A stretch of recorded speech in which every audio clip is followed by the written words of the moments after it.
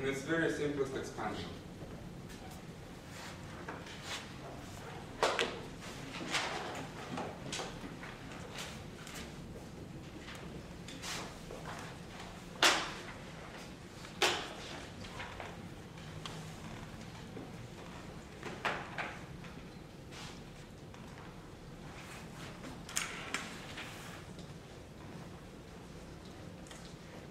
Again, we're going to express this Taylor's rule in its very simple form.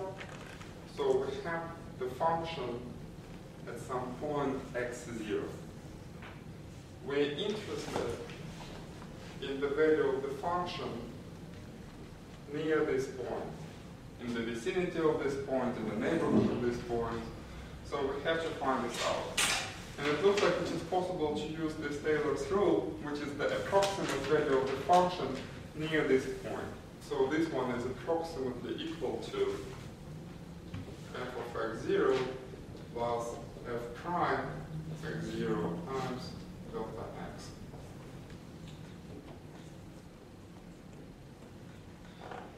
This is the expansion with using only one term over here, but it is possible to increase the precision of this expression.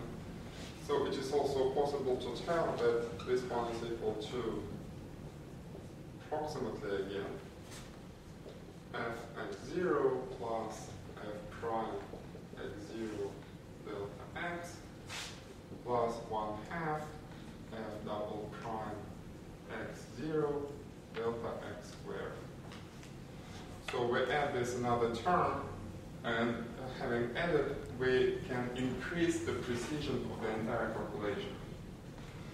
So for example, we have f of x as the cubic root of x. And using this rule, we can try to find cubic root of 1.03.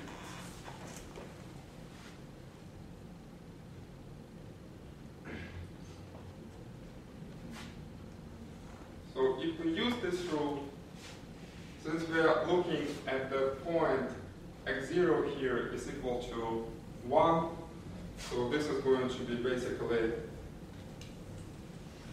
f of 1 plus f prime of 1 times 0.03 plus 1/2 f double prime at 0.1 times 0.03 squared. This is very direct expansion of the Taylor's rule. I presume that this formula should be studied at schools, right? No? Yeah. Yes or no? Because I remember that we had this formula at school. I admit that I was in some kind of mathematical advanced class, but still I think it wasn't the school program. And this one should be started at the first year of the university at the mathematical course. Because, well, this is not the entire Taylor's rule, and the Taylor's rule is kind of longer and has more complicated formula, but this is the simplest one that you might that you should extract from the Taylor's rule. So when you prepare for this, just look at the entire formula of the Taylor's rule and try to appreciate how simple this two terms extraction is. So if we substitute everything over here, we are going to have 1 plus here is going to be, well,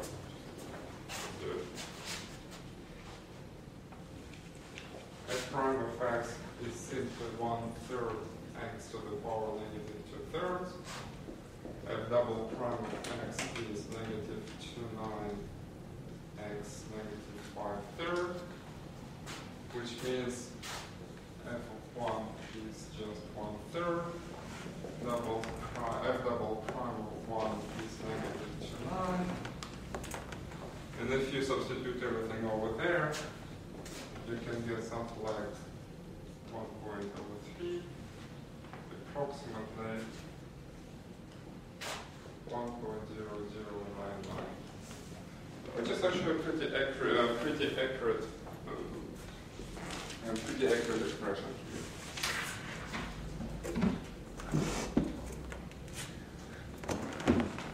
Once we get with the Taylor's rule, with the approximations using the Taylor's rule, and I'm showing this for you just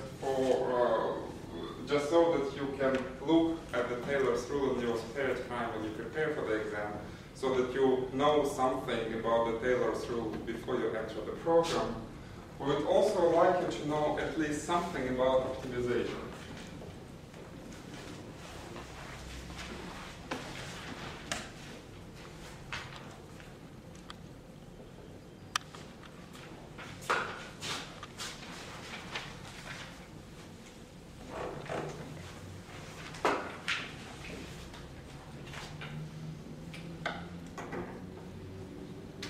When we're talking about optimization, again, we expect that you know at least something about optimization of the function of just one variable, of very simplest functions. So let's recall something.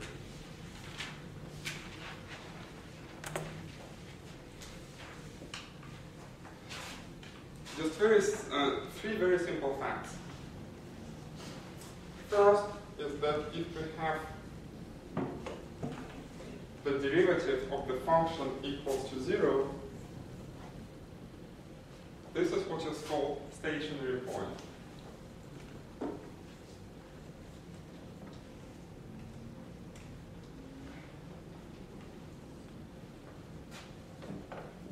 Second,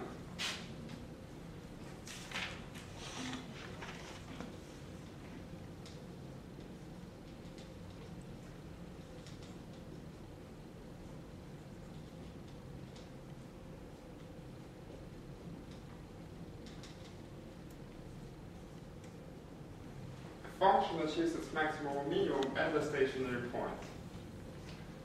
And the direction of logic is exactly like this. That means if we have the maximum or the minimum of the function, it means we found the stationary point. But if we found the stationary point, it doesn't mean that we have found maximum or minimum. This is something that we have to remember. And the third,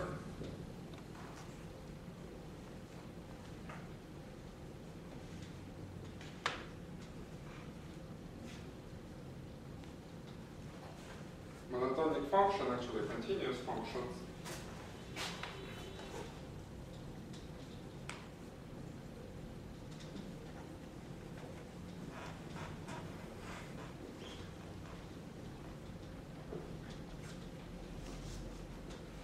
achieves its maximum and minimum on an interval.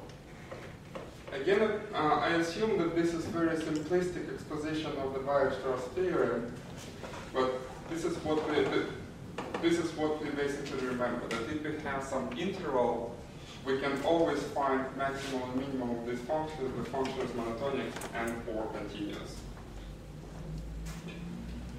So for example,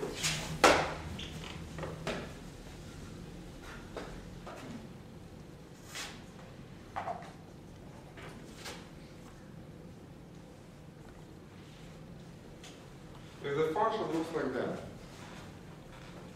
so find the extreme points and show whether those extreme points are maximum or minimum.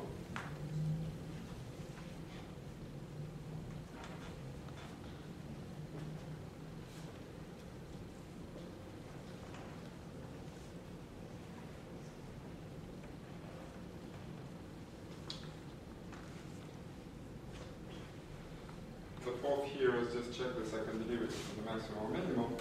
But again, find the extreme points here.